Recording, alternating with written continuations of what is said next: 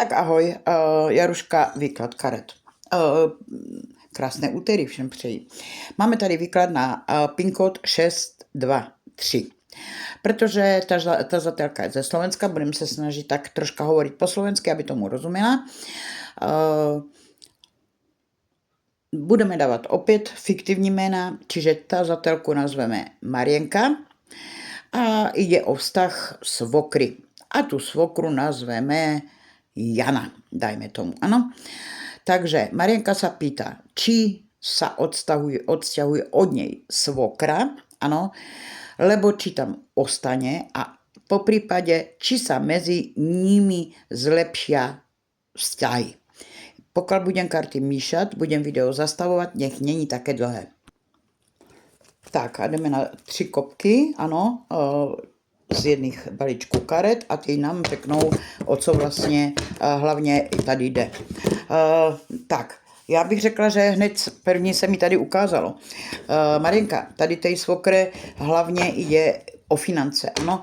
Nevím, či je to akože, či ti prispieva na to bývanie, alebo nie, ale ona je tam akože dosť zakorenená u vás dlhší čas a sú tu karty problémy, ano. Takže toto je základ, ale ideme na ten konkrétny rozbor, ano. Tak, tuto je ta svokra. Hej, hned prvá sa mi ukázala a s ňou sú veľmi problémy, ano. Takže toto je karta takého akoby bývania spoločného, ano. Tuto je svokra a toto je veľmi problematická svokra, ano. Hned už podľa týchto karet, ešte len sme na začiatku, je vidno, že tam opravdu dochádza, ona je falešná, zákerná, neúprimná, lstivá, ano. Je vidieť, že už zo začiatku ty vaše vzťahy absolútne neboli akoby v poriadku, ano. Dokonca by som povedala, neviem, či teda je vdovica, alebo rozvedená, ano, tuto je koniec ako jej vzťahu a možno odtedy sa k vám nasťahovala. Je tu kríž, tak by som aj povedala, že môže byť vdovica, ale aj môže samozrejme, lebo tí karty majú viacej významov, môže byť rozvedená a ako ostala sama, tak sa nasťahovala k vám. Hovorím znova, tuto je karta, ktorá ide jej hlavne o peniaze, ano. Čiže by som povedala, a je tady spoločné bývanie, ano. A takže podľa týchto karet vlastne váš vzťah, dá sa povedať, už zo začiatku nebol úplne úprimný, ano. Tuto je, ona ani moc z toho vzťahu akože nechcela, aby bol ten vzťah, ano, jak si bola proti tomu.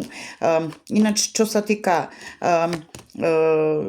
akože, či sa ona odsťahuje, je tu karta štvorlistku a ktorá hovorí, že síce ona už sťahovanie mohla mať. Áno, toto je karta sťahovania k tej dcére. Ale asi si myslím, že tento tvoj muž, áno, ako jej syn, to je jej srdcovka, áno, akože moc nechce a sú tu problémy. Blokace. To znamená, že a tuto je ten jej syn, čiže tvoj muž, áno. Znamená to a tuto je dcera. Že či ona k tej dcere sa odsťahuje, nie. Ona s tou dcerou, tá dcera ju nestie. Tuto je dcera, tuto je jej syn, čiže tvoj muž, jej dcera a metli. Ona ju nesie za dcera.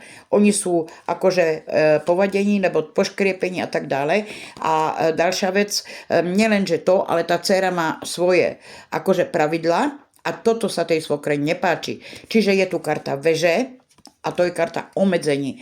Nie, a je tu karta myší, to znamená krádež. Ano, myš krade. To ja tu aj vidím, že krade ti svobodu.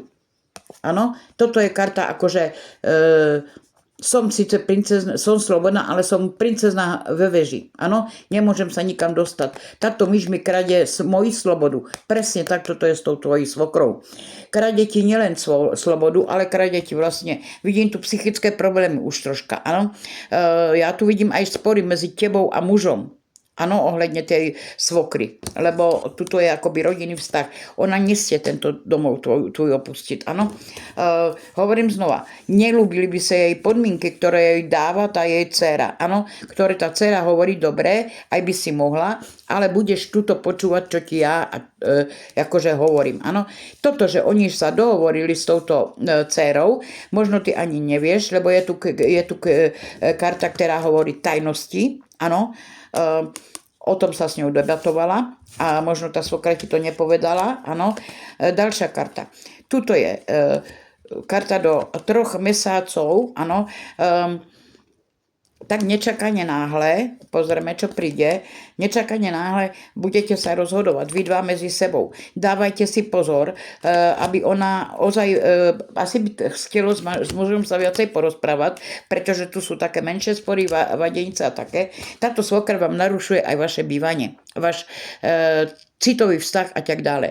Je tu karta, ktorá hovorí, že mala by si aj s mužom prehovoriť, ja vím, že to je ťažké, že je to jeho mama, ano, ale proste troška, aby ona prestala zasahovať, lebo ja tu vidím, že troška začína psychika u teba, ano, nervozita, problémy a tak ďalej. Takže mala by si s mužom sadnúť, vydiskutovať, ano, ozaj, že čo sa ti nelúbi a po prípade aj zobrať, ja viem, že to je ťažké, ale po prípade zobrať tú svokru a povedať jej, dobre, bývate tu, ale prosím vás pekne, nestarajte sa do nás, máte svoj pokojíček, dajme tomu, hej, tak tam buďte, chodte na to, ale nerobte nám túto do vzťahu, nezasahujte nám to narušuje náš vzťah.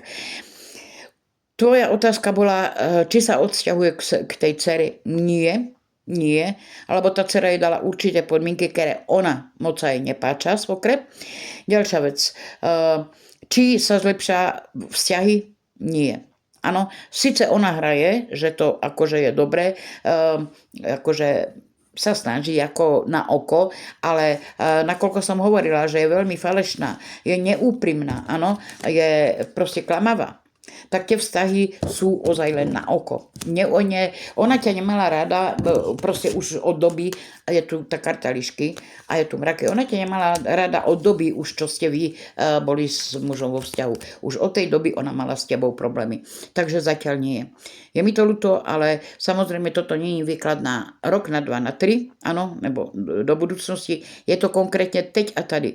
Môžem povedať, že tie karty zhruba asi tak do toho roka fungujú, aj keď to nie je výklad na rok. Áno, to znamená, že jestli ona príklad o pol roka sa rozhodne, že ide do nejakého penziónu alebo domova dochodcu, je to jej rozhodnutie, ale podľa karet nie, nechce.